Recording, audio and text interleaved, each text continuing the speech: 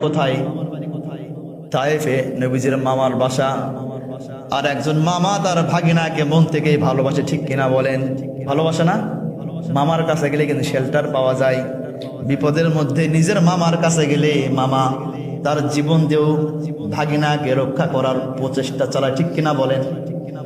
আমার নবীজি মনে করলেন তায়েফে আমার মামার বাসা, যদি আমি তায়েফে যাই তাহলে হয়তো আমি শেল্টার পাবো, আমার মামা আমাকে ভীষণ ভালোবাসে।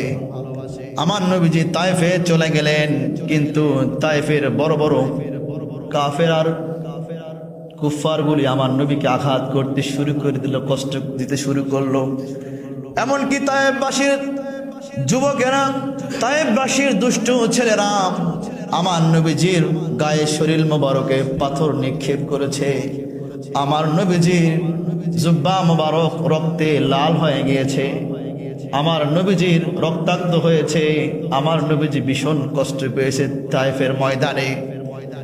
তায়েফ ছেড়ে যখন চলে আসলেন, এই আমার নবীজিতে ভারাক্রান্ত মন আছে, নবীজি যে বিপদের মধ্যে আছে, কষ্টের মধ্যে আছে, এই কষ্টকে ভুলিয়ে দেবার জন্য আল্লাহ রব্বুল আলামিন তার নবীকে মেরাজের জন্য আহ্বান করলেন। সুবহানাল্লাহ বিহামদি।